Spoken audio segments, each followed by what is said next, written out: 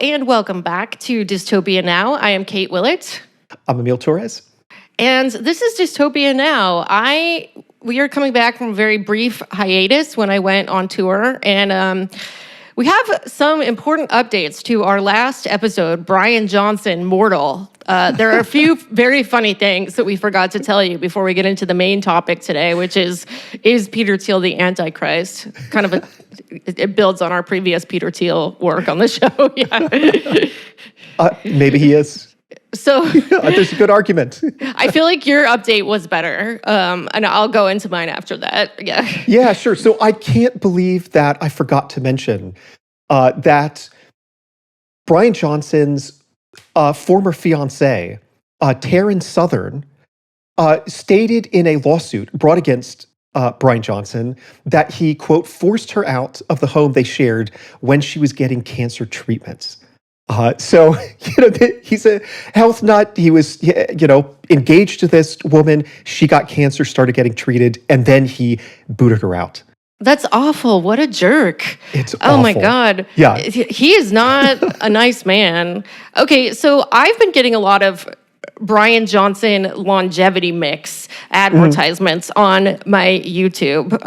He has basically this pink powder that he says, you're going to live forever if you have this or whatever. And I also get ads for other Brian Johnson products. Like he has like an almond butter and he ends the ad with saying, try D's nuts. And it's like, oh my God, nobody wants that from you, dude. No one wants you to be funny. No one wants to think about your nuts. But I can't believe that. It's so disgusting. I hate him. I just hate him. Even though I do want to know what moisturizer he uses, because let's be honest, it's working. But I get the advertisements for the olive oil, which honestly looks like pretty good, even though it's expensive. And so it's snake just oil. Yeah, it's on par with just other expensive olive oils. Okay, nothing new there. If you spend $30 on a bottle of olive oil, you can probably get something pretty tasty.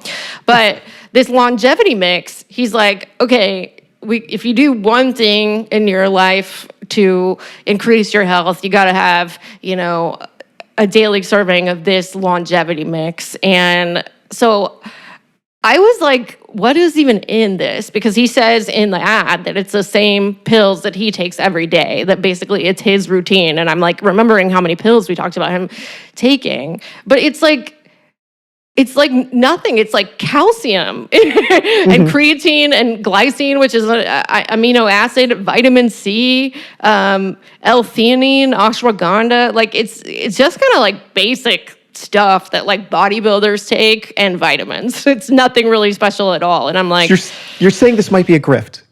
Yeah, I think so. But it seems like a grift that he's really deluded himself about, Okay. So it's kind of a sincere grift. I mean, he seems to believe genuinely in that some of these supplements are actually making a difference, when in fact, like they're pretty common things that lots of people would normally take and not pay exorbitant prices. Exactly. Yeah. Like ashwagandha, there's so many people, like you just get that at, Whole Foods or, calcium, vitamin C. Okay, vitamin C. I do take vitamin C already every day. I take it in the one-a-day multivitamin. And it's like, it's good for you, but I don't think it's going to make me live forever.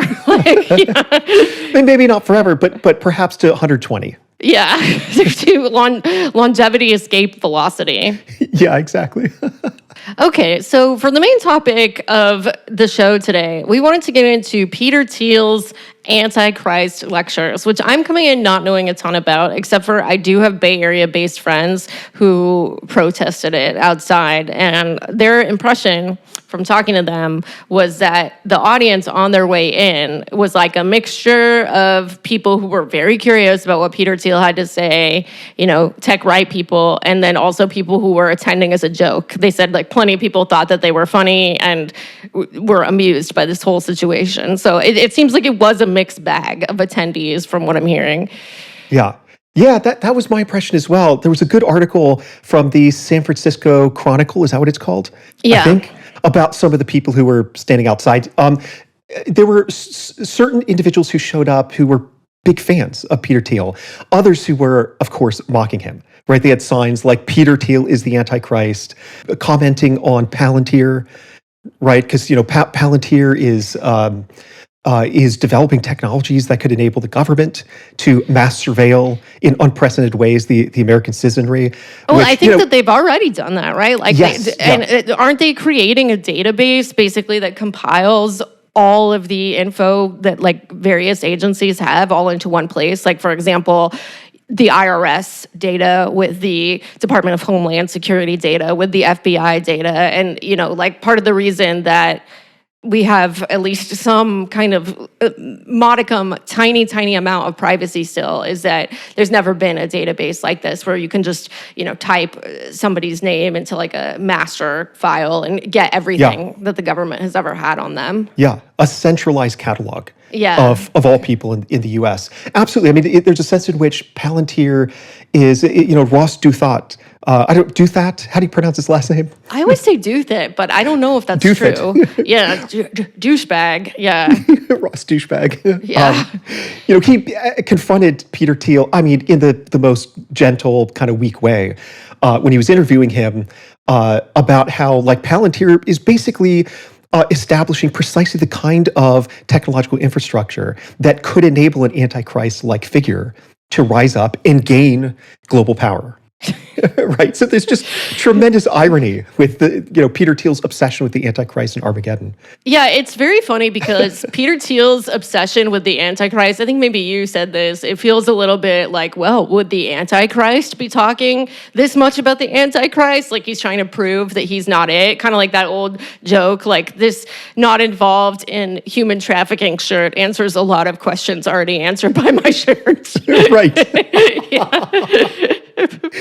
Yeah, exactly. So yeah, it's really bizarre. I published an article on my newsletter about why Peter Thiel might be talking about the Antichrist right now. And I think a lot of it has to do with power, right? Because if you can convince people that certain individuals like Greta Thunberg, we'll talk about this in a little bit, is the Antichrist or an agent of the Antichrist, and hence the battle between the ideologies that she represents and people like Peter Thiel. If you could convince individuals that that is an apocalyptic battle, right? It's just not just a normal conflict, but it has an apocalyptic dimension, then you can potentially mobilize people to act with a certain degree of, eschatological fervor, you might say, apocalyptic energy or urgency, to overcome the foes. So I think ultimately that's the reason that he's been talking about this, because he's trying to couch the whole battle between his libertarian community and individuals who want global regulation like Greta Thunberg as this kind of apocalyptic moment, such that if they lose this particular battle, then all is lost. Right? Because that is precisely what the apocalyptic element of this framing introduces. And I guess I'm wondering, who is this for? Is it for an audience of Christians and believers, or is he using the Antichrist like a metaphor? Or is this really for people who believe in the Bible? Like the Antichrist is coming and, we're Christians, but the person that we're trusting about this is a gay billionaire. Like, I don't know. Yeah. We're very, very purist Christians, I guess. Yeah. Yeah, whose company is literally named Palantir. Yeah. Yeah, like occult, dark magic stuff. Yeah. Yeah, it's so weird. I don't really know who it's for. Peter Thiel has talked about the Antichrist on many occasions over the past few years. I think he's ramped up his references to the Antichrist over the past year in particular. But you can find some discussions that he's had with scholars online. Where he explains and elucidates his very idiosyncratic interpretation of Christian eschatology, right? So I feel like you asked two questions. One, who is it for? Like, who is the audience?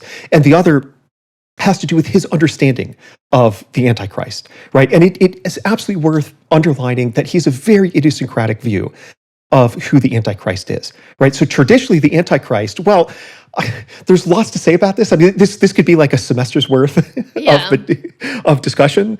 But the Antichrist, the term only appears 4 or 5 times, depending on how you count, in the New Testament. That's it. And what But is it often, in the book of Revelation? so it would be in verse. Actually, give me 1 second just to double check. Yeah, we'll do Bible verses on this show. Let's see. Right, first and second John. Okay, yeah. I'll start from there. Yeah, so the Antichrist is only mentioned 4 or 5 times in the New Testament, depending on how you count, in the first and second books of John. But and in those verses, like the Antichrist is sort of defined or characterized as anybody who opposes Christ, who refuses to confess Jesus. And so it's not like there are other verses where the Antichrist is sort of identified as a single individual, a kind of eschatological figure at the end of time. But and then this idea is taken up in the book of Revelation, and Christians have often interpreted references to the beast, in particular, the beast of the sea, because the beast is another ambiguous term. The beast of the sea as being the Antichrist. So when the book of Revelation talks about the beast of the sea, oftentimes Christians think, that's the Antichrist that it's referring to. What is the beast of the sea? Is it like a giant whale? Is it like Poseidon? What's going on? Is it like a frat boy in a boat? I don't know. Like, I'm the beast of the sea, bro. Yeah. I love that interpretation. Beast as cool rather than something scary. Yeah, Yeah. Total beast. Yeah. Yeah, I mean, I would say that the book of Revelation as a whole, it reads like something someone wrote when they were tripping balls, right? They'd taken a I ton was of always really mushrooms. scared of it. I honestly have read probably most of the Bible, but Yeah. I was very afraid of this book, and I didn't want to read it. It's Yeah, like, oh, you ready for Revelation? No, I'm not. Yeah. Yeah, there was a lot of talk of the Antichrist and the rapture, etc., in the community in which I grew up. And I remember as a kid reading the book of Revelation. And when I was done reading, I made sure to close the Bible Wow. because I worried that if Satan were roaming about the area and were to peek into the book and actually read what he was going to do in the future, maybe he might decide to do something other than that, right? Because presumably Satan has some degree of free will, right? Otherwise, Satan's just a puppet of God and his predetermined plan. And so I had kind of like nightmares as a kid of I'm hearing accidentally. Yeah. I was gonna say I'm hearing some echoes of Rocco's basilisk. Rocco's basilisk. It's like you can see like they have this AI demon that they're so afraid of. They have kind of ripped off some from the Antichrist stuff. Yeah. I think that's a great connection to make. This is actually an issue that I tried to highlight in that article that I wrote, that there is some connection, some, I think, very deep connection between the sort of Christian apocalyptic tradition and the eschatology that you find within the Tescreel movement, right? I mean, really, the Tescreel movement, like its vision, its narrative of how the future is going to unfold. Oh my God, there are so many points of contact and similarities and parallelisms between the Christian tradition that it's quite striking. So I love this thought of Rocco's basilisk being essentially what I was practicing when I got really anxious as a kid. Like, oh my God, what if I ruin everything by enabling Satan to peek into the future to read what he's going to do so he can choose otherwise? But you can see how this is kind of traumatic. Were you in for a kid. Were you in like a Christian cult, or was it just like a very hardcore church? Just so mainly I grew up in a Baptist community. I went to Baptist church sometimes too. Yeah, it's fucked I'm sorry up. to hear that. Yeah, it's really messed up, Fire and brimstone. And Yeah. I remember watching videos as a kid depicting hell, right? So there's Yeah. demonic skeletons that were stabbing the damned, the reprobates, amidst like this fiery hellscape. And I mentioned nightmares before. I mean, had a lot of nightmares as a kid about this sort of thing.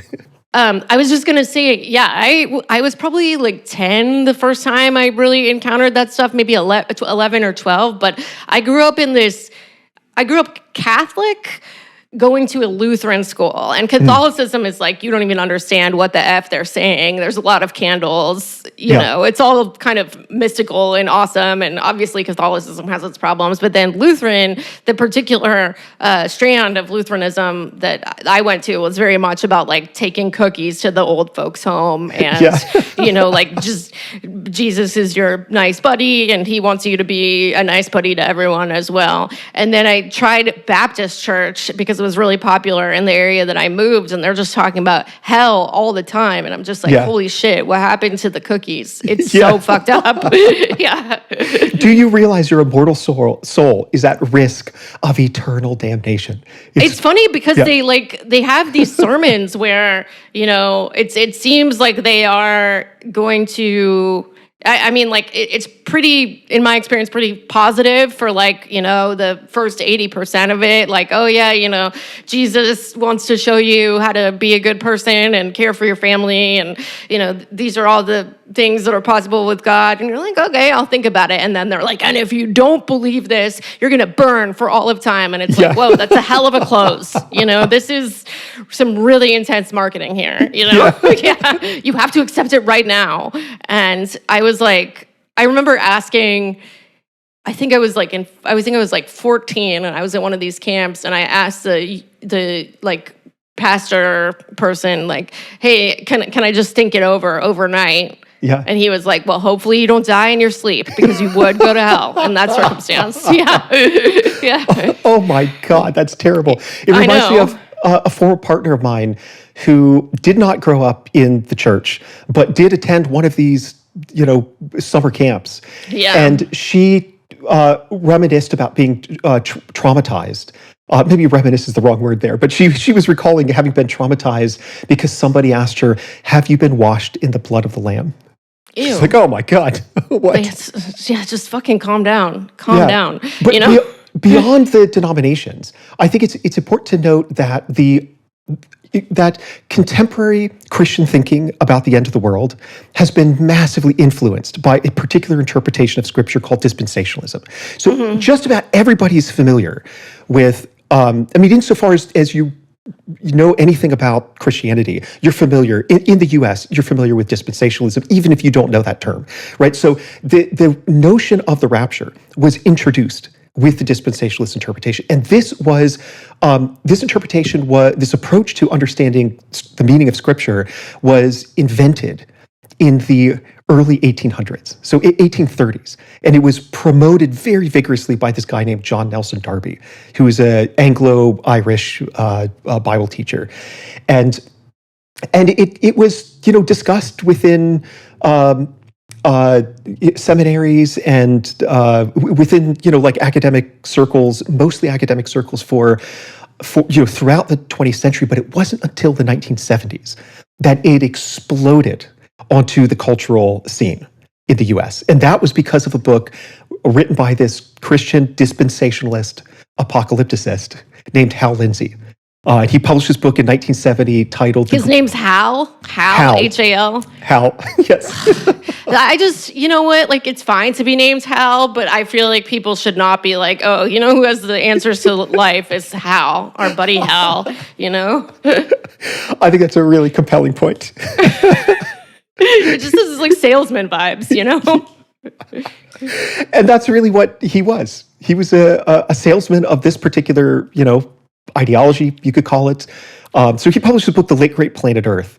And it was the best-selling, quote unquote, using the term loosely, nonfiction book of the entire 1970s. Ronald Reagan was massively influenced by it. I mean, the whole like evangelical Christian community was their worldview was shaped by dispensationalism. Hal Lindsey had a huge part to play in that. So anyways, all of this is to say that there are kind of contemporary mainstream traditions of thinking about eschatology through the lens of Christianity that have a history, an interesting history, that's connected with this idea of interpretation called dispensationalism. And Peter Thiel's view is not that, right? So also I should say, I mean, in Catholicism, their eschatological view is very different from dispensationalism as well, right? So Catholics don't really talk about the rapture, right? I mean, I guess, that's true. You never hear it. Yeah. Yeah, exactly. So the rapture on the dispensationalist view, this is, I think, just good for listeners to understand, because once you understand this, you start to see references to these distinct events everywhere. So the rapture is different from the second coming. Right. So the narrative on the dispensationalist account is unbelievably convoluted. Like, it would take me 20 minutes to go through what happens at the end of time. And at the end, I guarantee you'd go, holy shit, that is batshit. What's the elevator pitch? If it was like a TV show and it was just, you're just reading the little description on DirecTV, what would it say? The 2-sentence. Yeah. Okay, what about 2 minutes? I'll go through it real fast. It's a podcast. We're long form. Let's go. Yeah. We could always edit. So what happens is Jesus momentarily returns to earth, right? Swoops down from the clouds, gathers all of the Christians who existed from 70 AD, when the Second Temple was destroyed, and a new dispensation, a new epoch of cosmic history started, from 70 AD up to the present. So that means there are deceased Christians, as well as the Christians living at the time of the rapture. Christians living at the time of the rapture just get lifted up into heaven, or some ethereal realm with Jesus, in their physical bodies. In their physical bodies, yes. And all the people blown away. Yeah. Yes. Yes. So these are all the images you see of the rapture. These have to do the claims about how airplanes, for example, will drop out of the sky are related to this, right? It's the Christians will just be lifted up, and then all of the Christians who've already died since 70 AD, they'll be resurrected and given physical bodies. So then what happens is the Antichrist rises up, signs a peace treaty, a peace covenant with Israel for 7 years, and the tribulation begins. The tribulation is a period of God exacting his vengeance on humanity, especially the Jewish people. I already don't believe this because you don't say. Israel is not going to sign a peace treaty. They've never shown us that they're willing to come to the table like that. Yeah. Oh my God. This is a fantastical story. Yeah. It's the most unrealistic part.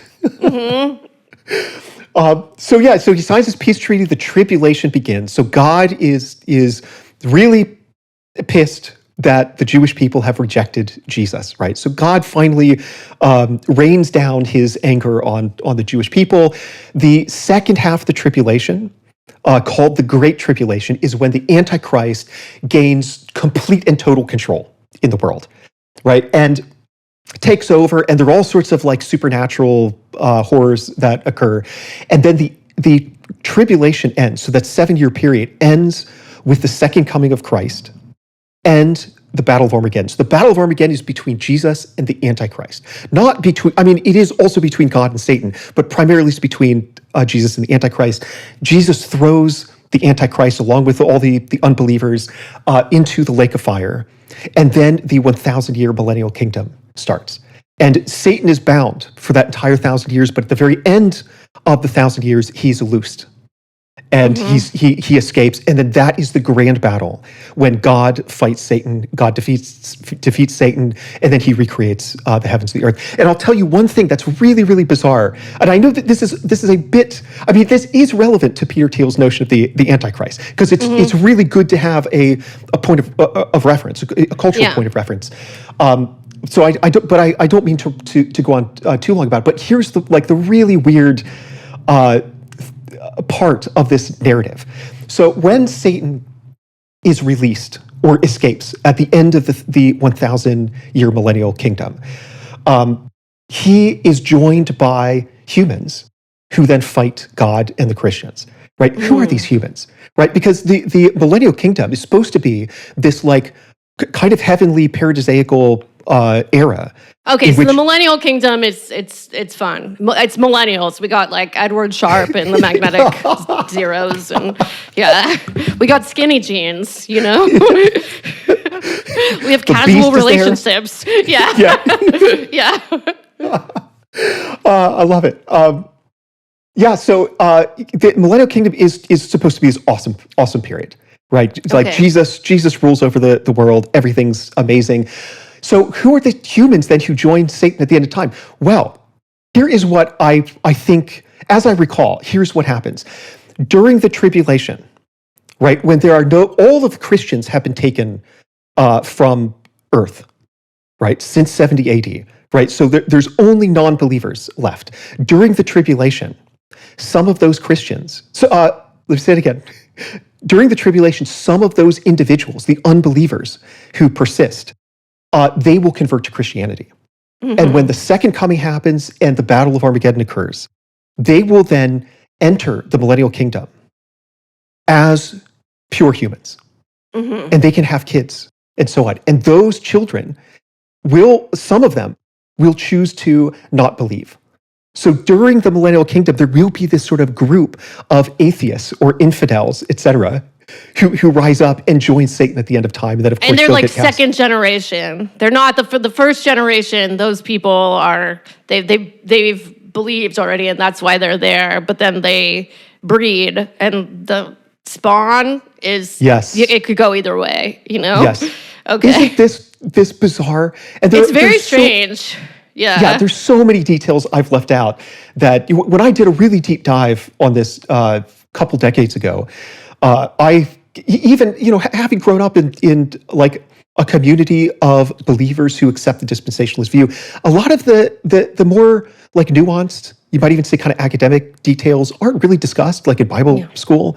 Yeah. So when I did a more academic deep dive into it, I came away just floored by how utterly bizarre it is that anyone, especially like people who are, quote unquote, well-educated, like in the theological seminaries, et cetera, would think that this is a remotely plausible account of what's going to happen in the future. It's not a very good story. Like there's way too many plot points. It kind of starts as like sort of a John Wick situation where like Jesus is coming back to like fight Satan, and then it's just like then there's just this whole like 1,000-year lag in it. It's just nothing happens. It is totally bizarre. And it's also worth noting here that there's an inverse relationship between plausibility and probability. Okay. Right? So like the more details you have in a narrative, oftentimes the more plausible it will appear.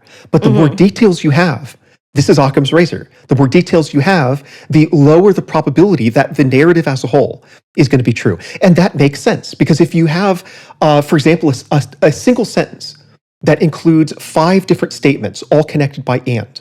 Yeah. For that whole sentence to be true, all of those 5 conjuncts or individual statements have to be true. So the more conjuncts you have there, the more ways the sentence as a whole can fail. Yeah. Right. So the more details there are, the more ways that the story can end up being false. Right. So that's the idea behind Occam's razor. And it's why, plausible, like the more plausible a narrative appears, oftentimes the lower the a priori probability is that it's actually true. Yeah, that makes sense. I mean, a lot of people aren't biblical literalists. Like a lot of people, I think, regard this as sort of a metaphor. But I think the Baptists in particular, they really believe like, oh, God created the world in 7 days, and so dinosaurs are a crazy conspiracy, or humans rode them. It's kind of unbelievably stupid, and they pride themselves on lack of critical thinking. I don't know. Sorry to our Baptist listeners, our fundamentalist Baptist listeners. I'm also struck by this story. In the context of what's happening now, this wacko shit with the Israel peace treaty and stuff, a lot of the Christian Zionists really believe this, and that's influencing their support for Israel is because they think that, this is necessary for this plan. And the plan is anti-Semitic. Like it's the first thing that happens is, God damns the Jewish people. So I don't. It's just I don't know. It's kind of sicko all around. But it's very strange that people are regarding these Christian Zionists as being like the ones who stand up for Jews or something, because they're not. Like they think everyone's going to hell. Dispensationalism and more or less entails Christian Zionism. Right, Yeah. for exactly the reasons that you're saying. Without a Jewish state in Palestine, the tribulation cannot commence. Right, and well, why would you want the tribulation to commence? Because the sooner all that happens, the sooner you get utopia. Yeah. Right. So literally, there are dispensationalists. To quote a philosopher named Jerry Walls, who wrote the introduction to the Oxford Handbook on Eschatology. Yes, I've read that. It's super nerdy, but kind of fun. He writes that there is a certain, quote, grim satisfaction that these dispensationalists take when they see wars and other, natural disasters happening in the Middle East, because they get kind of excited. There's a little bit of eschatological elation that maybe the end times are actually near, and that means heaven is a little bit closer. So there is a verse in Genesis that says, "Those who bless Israel will themselves be blessed." So that's one reason evangelicals say we need to support Israel dogmatically, intransigently, no matter what. But also, there is this eschatological component for sure.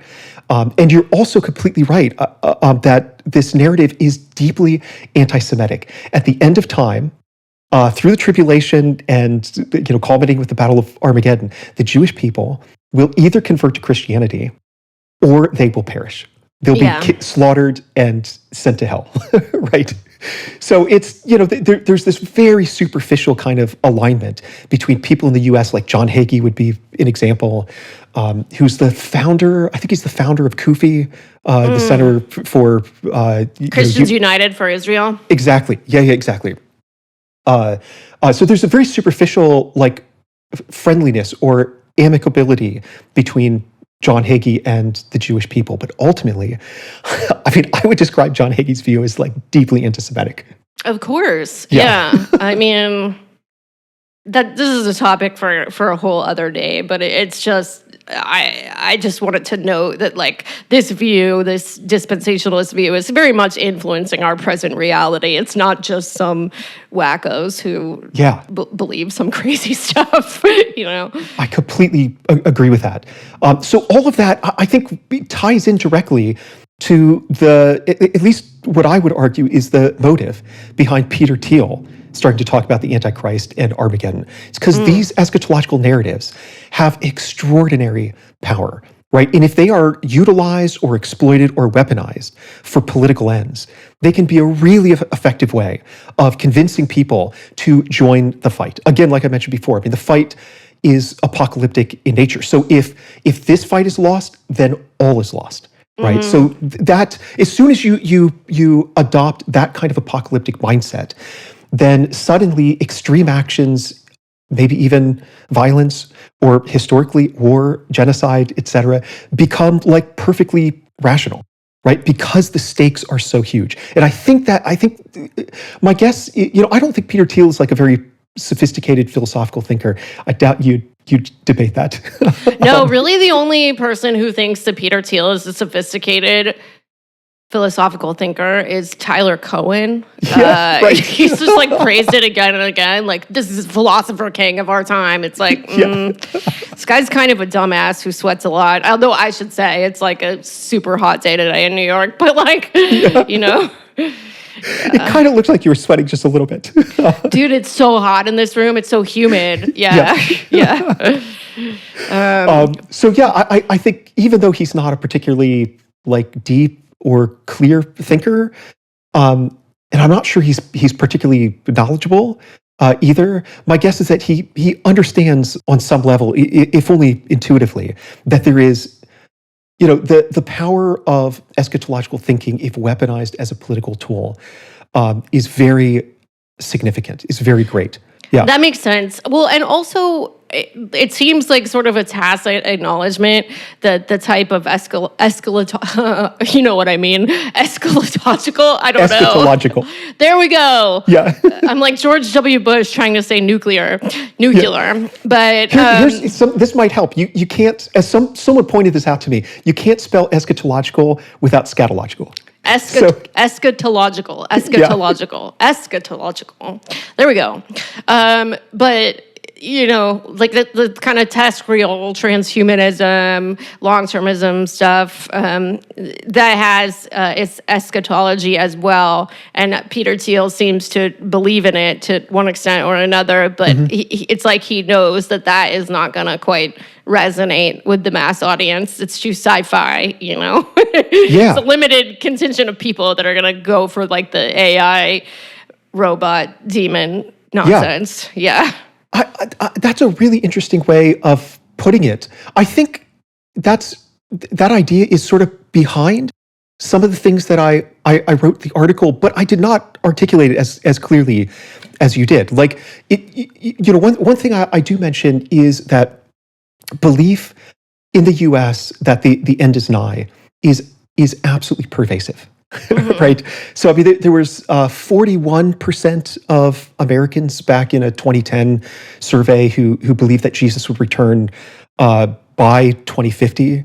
And I think there was a more recent one from Pew from just the past few years that found that 39% think that the end of the world will happen in the very near future. Right. So what does that mean? It means that there's a huge demographic of people who are primed to believe the sorts of claims that Peter Thiel is making. I mean, another thing to note here is that eschatological narratives are simultaneously rigid and elastic, right? Yeah. So there's like a fixed set of events. The end of the way things ultimately turn out, that is pre-written. It's predetermined. God's going to win, etc. But there's so much vagueness in those narratives that it provides space for, let's say, charlatans like Peter Thiel, and and I mean the history of examples of people like Peter Thiel filling in the blanks, right? Because of the vagueness of these narratives, because of the elasticity of the narratives, filling in the details to, for example, map these narratives onto contemporary affairs and say, we figured it out now. The Soviet Union is Gog and Magog. There's this passage in Ezekiel that talks about flesh melting off of individuals' bodies. Well, that must be a reference to nuclear weapons. We didn't have nuclear weapons before, so they're a fulfillment of prophecy. And so you get Peter Thiel now who's trying to do the exact same thing and say, what the situation we're in, like with individuals like Greta Thunberg, who are advocating for global regulation of carbon emissions. Well, that's the first misstep on a slippery slope that leads to regulating AI and other areas of tech. That is the Antichrist. Like we didn't really know that before, but now, thanks to this deep insight that I'm providing, that's the Antichrist that the Bible's talking about. I mean, it's truly so funny. Like I feel like Greta Thunberg is literally the funniest person that you could call the Antichrist. I know, right? She's just some like really good-hearted, extremely sincere, serious teenager. I think maybe she's in her early 20s now. I don't know, but it's so silly. Yeah, I think that's why Thiel thinks she's so dangerous. Oh, because she's able to fool people like us. Thinking, she's just this like sweet young woman who has just the most sincere, passionate and ethical motives. Yeah. It's wild. I mean, it's a complete joke. I actually watched an interview with Greta Thunberg where the interviewer asked her about this, and I got such a good chuckle watching her chuckle about it. She found it so amusing, and it was kind of like lovely to see. Her just go like, me? No, come on. I'm not. I mean, there's this sort of. It's like Peter Thiel seems to know in some way that he is going to be perceived as a villain, you know, that like by most people, they're going to look at him and they're like, yeah, that weird guy is evil. He doesn't want women to vote. He doesn't want like poor people to have any assistance. He wants to replace human beings with AI and surveillance. Spy on everyone. He's creepy as fuck. So it's like he really needs a narrative that's like, although you think that I'm the villain, it's just not as you see it. Like he needs an explanation for why he is not the biggest bad guy on the planet right now. But the thing is, he is, Yeah. I mean, in a sense, it's the classic. All of my accusations are admissions or Yeah, confessions. every accusation is a confession. Yeah. Yeah, which like characterizes so much of the contemporary Republican Party of Donald Trump. It characterizes so much of Donald Trump's behavior. Yeah. Right. Oh, you're Yeah. stealing the election. You stole the 2020 election. Well, what is he up to now? He's going to try to steal the election. Yeah. And yeah, so it comports with that. It fits Yeah. with that. Here you've got Peter Thiel saying, "Me, the Antichrist? No. Greta Thunberg, she's the Antichrist, or at least an agent of the Antichrist." It's so silly. Yeah, he fits the description so much better. Yeah. Yeah. I mean, it's, there's an interesting thing happening on the right now, which I saw kind of a window into with the Charlie Kirk assassination. There's really these factions that have developed. There's the tech right, which we talk about on this show a lot, but, then there's the Christian right, which Charlie Kirk was part of, I think, and then there's the Nick Fuentes Nazi, right? Nazi for lack of a better word, but people who are openly white supremacists, and they think that someone like Charlie Kirk is just not far right enough, and these groups seem to not be all aligned, but there's definitely efforts on multiple levels right now to try to unite them. And I mean, they did in many ways to support Trump and, Trump's little cast of characters. But I know Peter Thiel seems like he's making a play for it as well, Yeah, I think that's a great point. It is really interesting to think about these different factions and how they might evolve in the future, meaning diverge or converge. Yeah. I mean, there's some evidence that the sort of Christian, traditional Christian MAGA people, that community is kind of merging with the transhumanist MAGA group. Yeah, I read your article about that, and I'll link it. It was really good. Yeah. I mean, thanks. But yeah, no big deal. No big deal. I really don't like compliments, so sorry. Okay, well, if I ever want to burn you, I'll just be like, "Oh, I really enjoyed your writing." Stop it. Yes, because you've got people like Elon Musk now who are saying that they're culturally Christian. That's a big step, because he was kind of this icon of atheism for a while. Now a new annoying white man will have to be the icon of atheism. Will it be Bill Maher? Will it be Sam Harris? I don't know. We're just running out of really annoying white guys to be the atheism mascot. Yeah. I think Sam Harris and Bill Maher, they had their shot. Yeah. Sam Harris was kind of the leading figure back in the day, in 2005, 2006, yeah. 2006. I remember that. I loved him. I thought he was amazing. And it was, not long after I apostatized my own faith. So I was really glad that there was someone out there who was, could articulate in compelling ways obvious points about the weaknesses of religious belief. But yeah, so I think there are a lot of annoying white dudes. That was the joke, yeah. And to me, it's like being an atheist is, at this point, I don't know. I think in the Bush years, the George W. Bush years, there felt like something kind of radical about it, because there was just so much deference to Christianity. But now, as we were just saying, even a lot of the right isn't religious. There's a whole secular right-wing movement that's just we just don't like immigrants. That's what it's about for us. Yeah. We just, being gay and trans, it weirds us out. And we want women to cook. Yeah. By the way, I was thinking of staying, I know this is going to sound random at first. I was thinking of staying a little bit, a couple months next year in Turkey.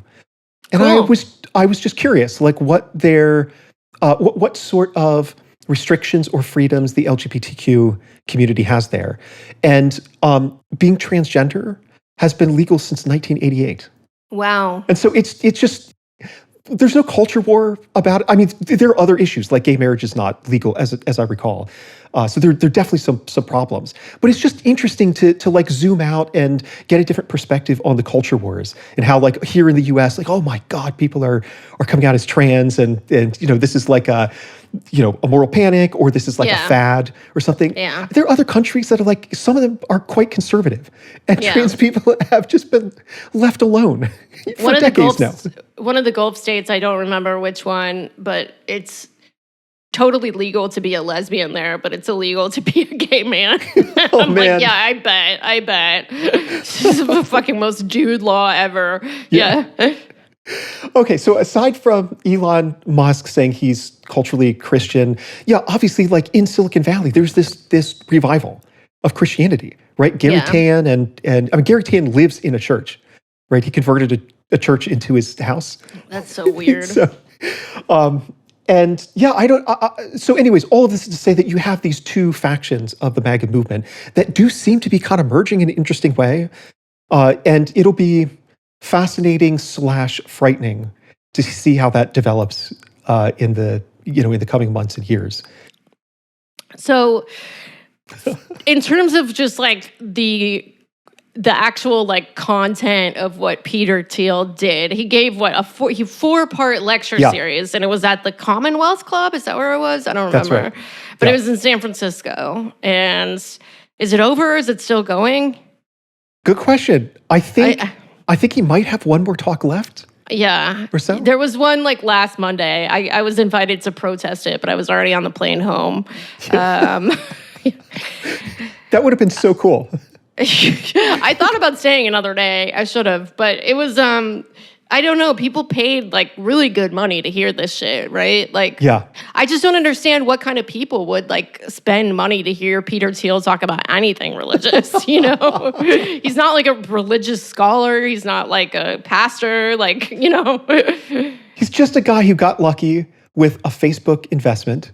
Yeah. Ended up with a ton of money. And then suddenly, because in our society, we lionize people who have tons of money, it matters what he says. Or people actually care about what he says in some cases.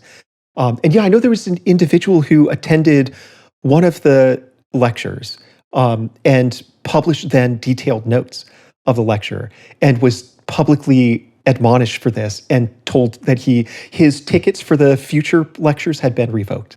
And but he did a service by releasing. I mean, the notes basically didn't say anything new. Peter Thiel is arguing that regulation is the Antichrist. Armageddon is the possibility of some kind of existential catastrophe from climate change or advanced AI, et cetera. And his claim is essentially, so this is all very idiosyncratic, right? His claim is that individuals, agents of the Antichrist, are using the threat of Armageddon to justify and to mobilize people to support global regulation, right? Because the only way to avoid Armageddon from advanced AI or climate change, et cetera, is through regulation. So this is what the agents of the Antichrist claim. And his argument is that what we need to do is find that narrow path between the Antichrist and Armageddon. That is our eschatological task. Right, so we need to avoid the Antichrist, in other words, avoid global regulation, a world government with high taxes. He's literally said that, but also avoid some kind of catastrophe as a result of advanced technologies. So that's our goal. That should be our aim. And it's such a weird... just be a regular libertarian. Just be a regular libertarian, bro.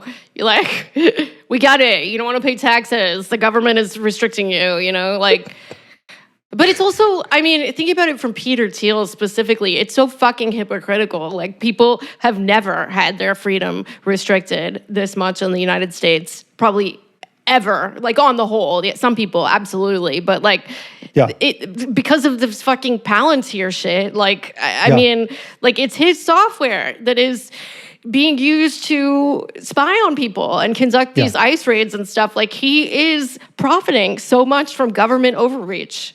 Yeah. And he's getting the money from our taxes.